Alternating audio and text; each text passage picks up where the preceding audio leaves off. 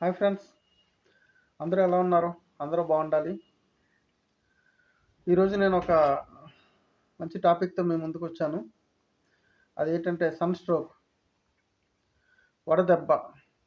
వడదెబ్బ అనే ఒక టాపిక్ మీద ఈరోజు నేను క్లియర్ కట్ ఎక్స్ప్లెనేషన్ ఇవ్వబోతున్నాను. ముఖ్యంగా వడదెబ్బ అంటే ఏమిటి? వడదెబ్బ ఎందుకు తగులుతుంది? ఎప్పుడు తగులుతుంది? ఎలాంటి ప్రదేశాల్లో వడదెబ్బ తగులుతుంది? ఎలాంటి వాళ్ళకి వడదెబ్బ తగులుతుంది? వడదెబ్బ తగిలితే ఏం చేయాలి? తీసుకోవాల్సిన జాగ్రత్తలు ఏంటి? వడదెబ్బ తగలకుండా పాటించవలసిన జాగ్రత్తలు ఏమిటి? ఒకవేళ వడదెబ్బ తగిలితే మనం తీసుకోవాల్సిన జాగ్రత్తలు ఏంటి అనే ఒక విషయాల పట్ల నేను క్షుణ్ణమైన వివరణ మీకు ఇస్తాను. ఇది అందరికీ ఉపయోగపడుతుందని ఆశిస్తున్నా. ముఖ్యంగా సన్ స్ట్రోక్, వడదెబ్బ, ఇది సమ్మర్ సీజన్ కాబట్టి ఎండాకాలం, వేసవి కాలం ఇలాంటి ఈ సంవత్సరం ప్రతి సంవత్సరంతో పోలిస్తే ఈ సంవత్సరం ఎండలు చాలా చాలా భయంకరంగా ఉన్నాయి. లాస్ట్ ఇయర్ మనం 54-55 డిగ్రీస్ వరకు కూడా చూసాము. ఆ టైంలో కూడా మనం ఆ ఎండలు తట్టుకోలేక చాలా ఇబ్బందులు పడ్డాం. ఈ సంవత్సరం కూడా లాస్ట్ ఇయర్తో పోలిస్తే ఇంకా ఎక్కువగా ఉంటుందనే అంచనాలు ఉన్నాయి. వడదెబ్బని తట్టుకోవడం ఎలా?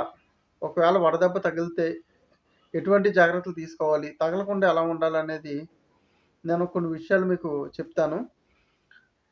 ఈ వీడియోని స్కిప్ చేయకుండా మీరు చూసినట్లయితే ఈ యొక్క ముఖ్యమైన సమాచారం మీకు అందుతుంది.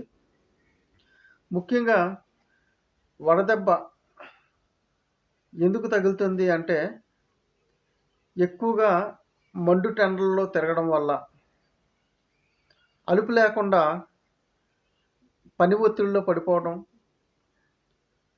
సమయానికి తిండి తీసుకోకపోవడం,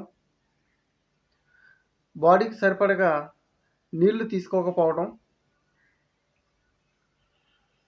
సమయం సందర్భం లేకుండా బయట ఎండల్లో తిరగడం,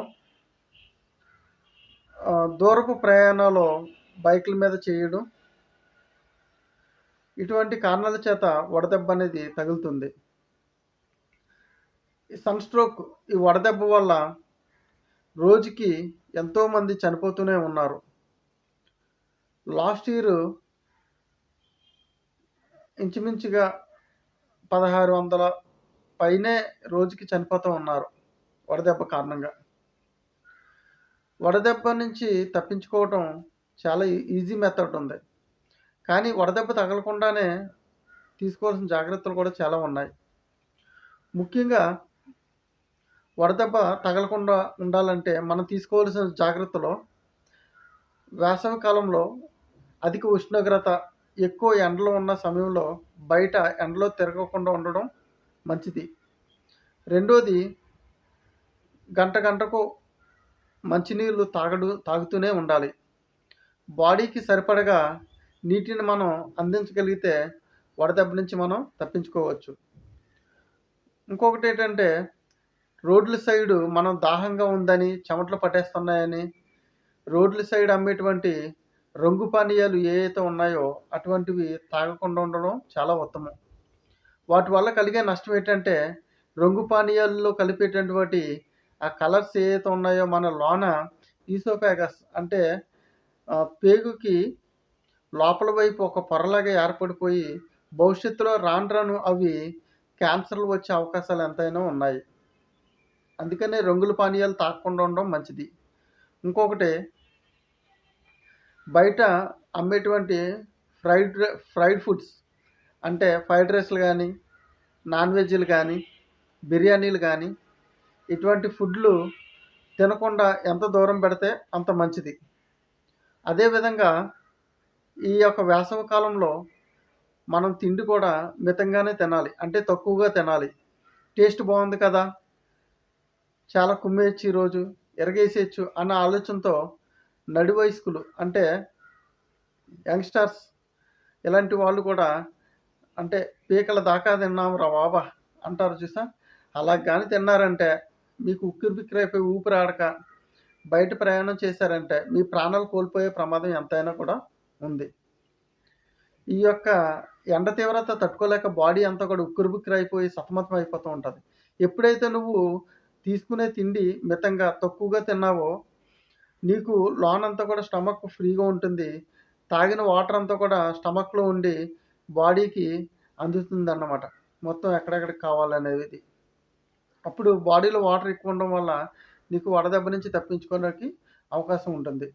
ఇంకా అత్యవసర పరిస్థితుల్లో మీరు బయటికి వెళ్ళదలిస్తే కంపల్సరీగా ఒక టోపీ గానీ, గొడుగు గానీ పట్టుకొని వెళ్ళండి.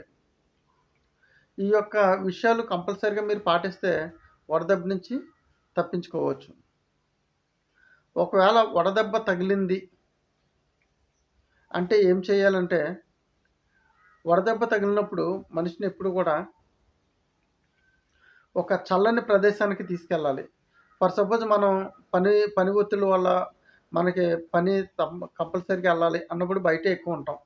అలాంటి సమయంలో ఎవరికైనా వడదెబ్బ తగిలిందంటే ఆ మనిషిని నీడగల ప్రదేశంలోకి తీసుకెళ్ళిపోవాలి ముందు. నీడగల ప్రదేశంలో తీసుకెళ్ళిపోయి ఆ మనిషికి స్పృహ ఉందా లేదా అనేది చూడాలి. స్పృహ లేకుండా పడి ఉంటే ఎట్టి పరిస్థితుల్లో ఆ మనిషికి మంచినీరు మాత్రం తాగడానికి పట్టించవద్దు. ఆ సమయంలో మంచినీళ్ళు పట్టించారంటే అతనికి పలమారిపోతుంది. పలమారిపోయి అక్కడ మధ్యలోనే వాటర్ స్టక్ అయిపోయి హార్ట్ బీట్ ఆగిపోయే అవకాశాలు ఎంతైనా ఉన్నాయి. మన చేతుల్లారా మనమే ప్రాణం తీసిన వాళ్ళం అయిపోతాం. అందుకని ఎట్టి పరిస్థితుల్లో కూడా స్పృహ లేనిటువంటి వడదెబ్బ తగిలి స్పృహ లేకుండా పడిపోయి ఉన్న వ్యక్తికి ఎట్టి పరిస్థితుల్లో వాటర్ పట్టించొద్దు. ఆ మనిషిని మొదటగా ఏం చేయాలంటే తీసుకుని వెళ్ళి నీడగల ప్రదేశంలో పెట్టి ఒక గుడ్డ తీసుకుని నీటిలో ముంచి బాడీ అంతా కూడా గుడ్డతో తుడుస్తూ ఉండాలి. ఎప్పటి వరకును తన ఒంట్లో ఉన్న వేడి అంతా కూడా తగ్గిపోయి ఆ యొక్క మనిషి నార్మల్ స్థితికి వచ్చే వరకు తుడుస్తూనే ఉండాలి. రెండోది ఆ మనిషి మేలుకొని కూర్చున్న తర్వాత అప్పుడు వాటర్ పట్టించండి. రెండోది ఎక్కువగా మీరు పళ్ళ రసాలు తీసుకోవాలి.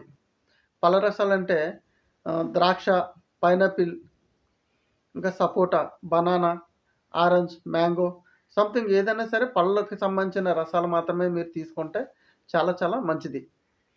ఇంకోటేంటంటే ఎట్టి పరిస్థితుల్లోనూ కూల్ డ్రింక్స్ మాత్రం తాగకండి.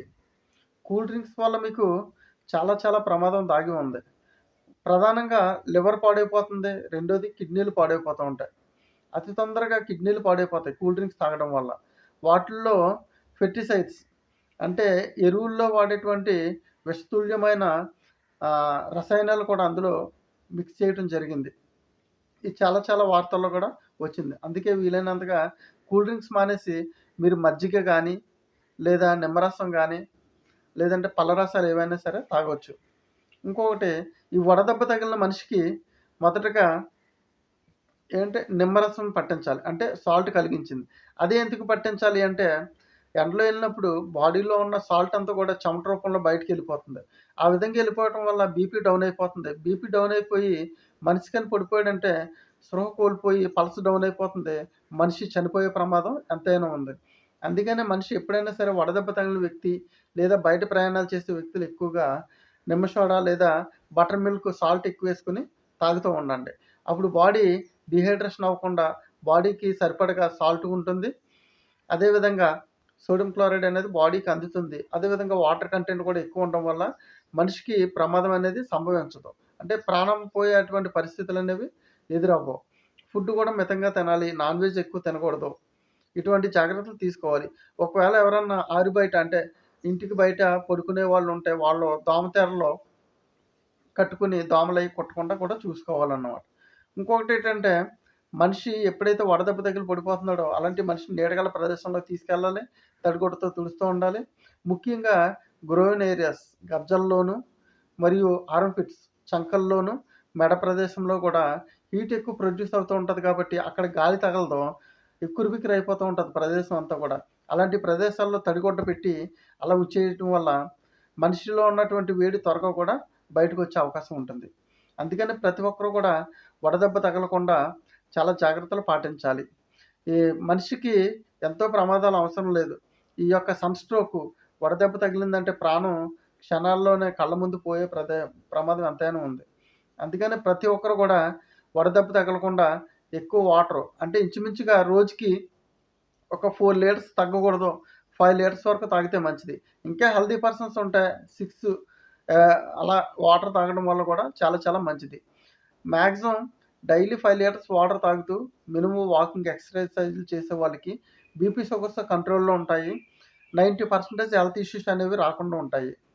ఇయన్నీ కూడా ఏంటంటే చర్చనీయాంశాల్లో భాగంగా మనిషికి చక్కని ఆరోగ్యాన్ని అందించే విధంగా ఈ యొక్క వడదెబ్బ అనే కాన్సెప్ట్‌ని మీ ముందుకి నేను తీసుకురావడం జరిగింది. ముఖ్యంగా నేను చెప్పినటువంటి విషయాలు మీ అందరికీ అర్థమయ్యాయని అనుకుంటున్నా.